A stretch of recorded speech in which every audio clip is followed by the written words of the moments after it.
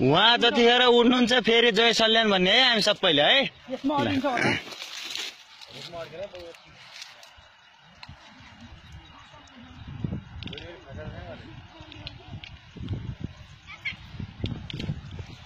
ठ्याक्कै यता आइयो बाना अर्कै हामी आउने होइन राम्रै मोमेन्टमा आइयो।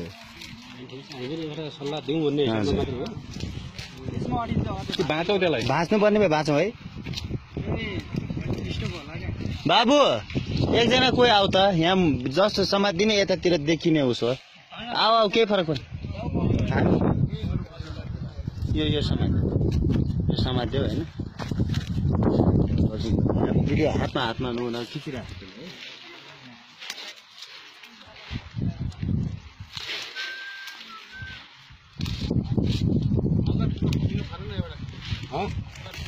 राइट ल जब आउने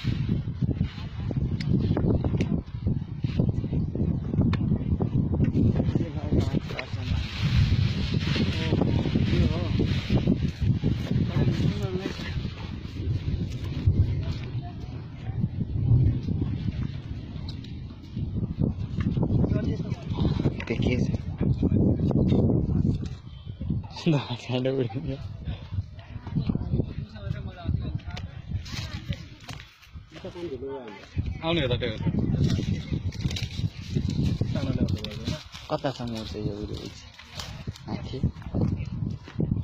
हजुर बुवा हजुर होइन यस्तो बात यहाँ लपिङमा थियौँ क्या।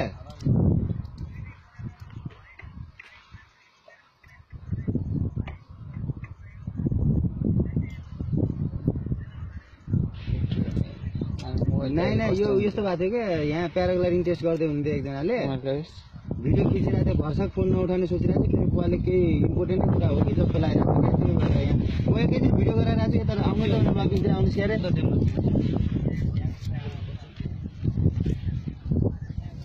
हजुर यो चाहिँ प्याराग्लाइडिङ टेस्ट गर्दै हुनुहुन्थ्यो। म त्यसै इम्पोर्टेन्ट भएर यतै बस्छु क्या अहिले त। म होइन अहिले गएको कपुरकोट त गइहाल्छु म अहिले एकछिन। त्यसमा कपुरकोट बसेको हुन्छ होला त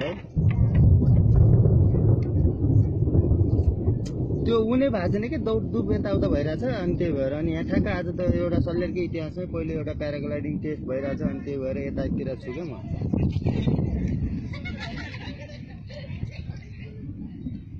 हुन्छ म आज बेलुकै उहाँ कपुरकोट पुगेर तपाईँलाई कल गर्छु है।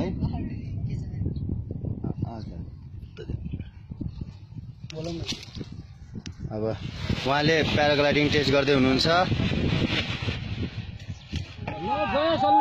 जय सल्यान। सल्यानको इतिहासमा पहिलोचोटि प्याराग्लाइडिङ टेस्ट भइरहेको छ।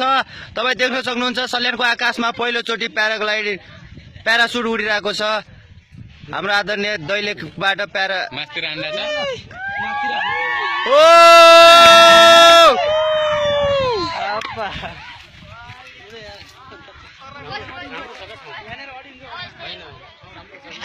हजुर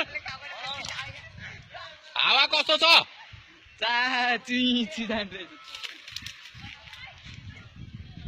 माथि तल गर्न मिल्छ नि सबै? मिल्छ सबै। तपाईँ देख्न सक्नुहुन्छ प्यारासुट। नदेखिनेतिर गयो यार मान्छे। अब उता गयो उनलाई जता हावाले ढल्काइरहेको छ उतै जाने हो क्या।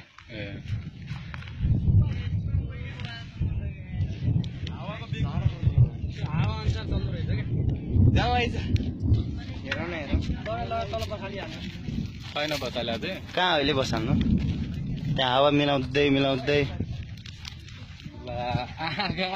अगाडि कहाँ पुगिसक्यो थाहै दुरु हामी उसैको धेरै धेरै धन्यवाद अर्पण गर्न चाहन्छु आदरणीय दाजु पालेर दाजु जसले चाहिँ सल्यानमै इतिहासमै पहिलोचोटि प्यारासुट टेस्ट गर्नुभयो। उहाँलाई हृदयदेखि नै आभार व्यक्त गर्न चाहन्छौँ।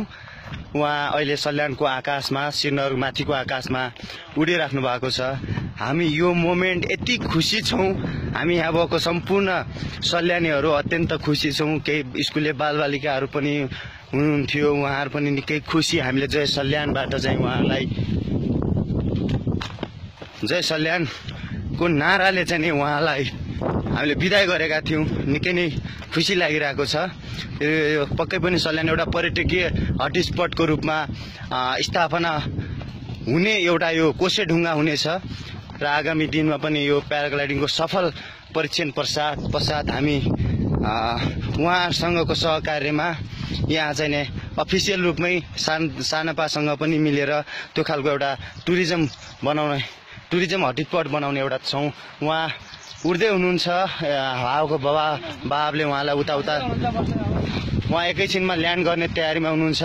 हामी यो भिडियोमा कति कभरेज भएको छ हामीले त देख्न सक्छौँ आँखाबाट।